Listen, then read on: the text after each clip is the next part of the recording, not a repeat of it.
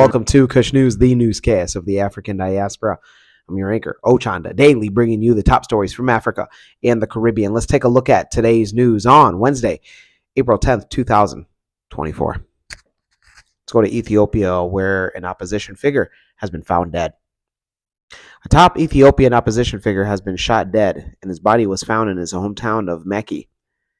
Bate Urgesa was an outspoken critic of the government and had been jailed on several occasions. Family members told local news that people who look like government forces took him from his hotel room on Tuesday night.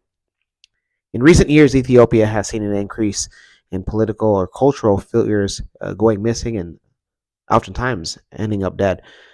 Mr. Bate was a senior official of the OLF, known as the Oromo Liberation Front, one of the biggest political parties in Ethiopia. The OLF condemned the quote-unquote brutal murder of Mr. Bate and said that he was an eloquent, brave, and selfless soul. His death has sparked outrage across social media. It is unclear if the killing of Mr. Bate will trigger protests. Those in Ethiopia, let us know on your reaction, whether or not you feel that this was the cause of something else. We want to hear directly from you. Let's go to Kenya, where our Kush News correspondent affiliate has more on what's going on with a strike. The Azimio la Umoja One Kenya Coalition Party leaders have threatened to join doctors in their ongoing demonstrations if the government will not move with speed to unlock the current stalemate. The opposition faction said they are ready to show solidarity with the medics in the streets if push comes to shove. It is their constitutional right under Article 37. And if this government, instead of addressing the problem, the root cause of this, is going to use tear gas and force against the doctors and force them off the streets, as Azimio, we are ready to come out to stand with them. Personally, I don't think I have a lot of regard for these CSCs. Whether they resign or they don't resign, they are part and parcel of a regime that is failing its citizens. We are consulting. We are consulting, and if they do not stop this strike, obviously Kenyans are free to join. The leaders who addressed the press on Tuesday also slammed President William Ruto for dismissing doctors' call to have their terms improved. Kalonzo went on to accuse President William Ruto of doublespeak in the matter, noting that the doctors' issue should be addressed immediately. He further decries that as a result of the ongoing medics go slow, most families have been left exposed and are now suffering. What are they doing with all this money? That is what Kenyans are asking. Why don't you have collected all the money from every Kenyan bleeding, literally, bleeding the economy in order to get money? So we can only come to one conclusion, that this is an extravagant regime. They want to be able to milk every penny out of the Kenyans and be able, and then even refuse to pay the doctor. The remarks comes 2 days after President William Ruto told off striking doctors over their demands on salary increment and interns allowance, saying the country is struggling with a huge wage bill. We have established this morning that over 500 Kenyans have lost their lives following the doctor strike. You may even want to compare that to Shakahola.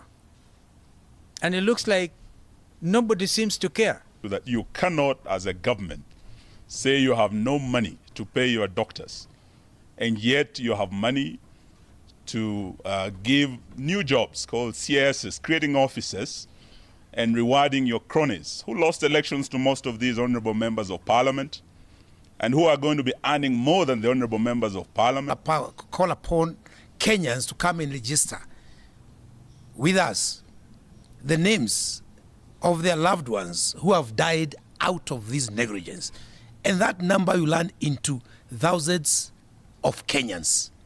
Because very soon, we might even have to go to take the government to court for causing murder. Reporting for Kush News from Nairobi, Kenya, my name is Godwin, the newsman. Back to you, Ochanda. Thank you, Godwin. Appreciate that. Let us know on how you feel about what's going on in Kenya. Let's go to the Caribbean and end it there. We go to Guyana, where the government affirms its peaceful stance on the border dispute.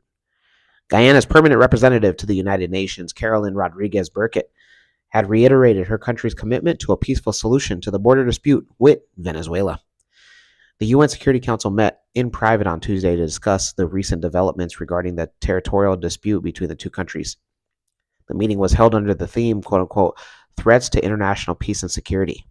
The dispute over the Essequibo region, approximately 160,000 square kilometers of densely forested land that constitutes 2/3 of Guyana's territory, is home to roughly about 125,000 of its 800,000 citizens. Venezuela has laid claim to the region since 1841, when it argued that the British Empire had encroached on Venezuelan territory. Venezuela has also challenged the validity of the 1899 Paris Arbitral Award, which the border between Venezuela and British Guyana was decided.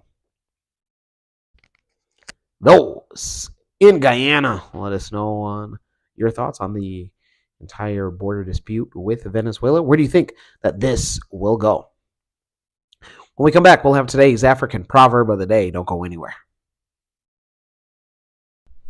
It don't cost. Last. Now everybody visit www.mccadero.com. Shayo.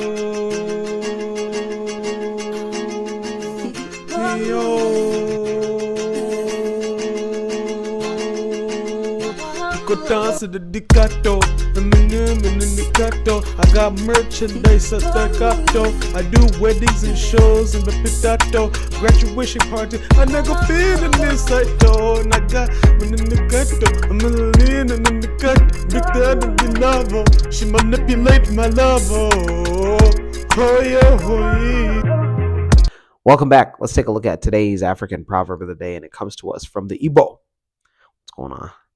And it reads, words are sweet, but they never take the place of food. Once again, words are sweet, but they never take the place of food. Igbo proverb.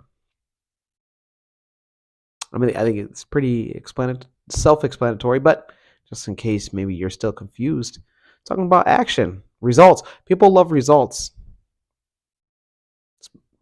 I mean, you see it in everyday things. Building a home. Most people don't want to necessarily see the construction. They want to see the final product. When it comes to exercising and transforming your body, most people, they might want to see the process, but the end result is usually what people are looking for. And even food. Since we're talking about food, you know, we do some cooking shows here on Kush Convos TV, but yeah, even those cooking episodes, the final product is usually what gets your mouth salivating. Wow. Let me know your interpretation of today's African proverb of the day, as well as your thoughts, views, questions, comments, and concerns on the top stories. Don't forget to hit that like button. Make it your best friend. For Kush News on Kush Convos TV, I'm Ochanda. We'll see you soon.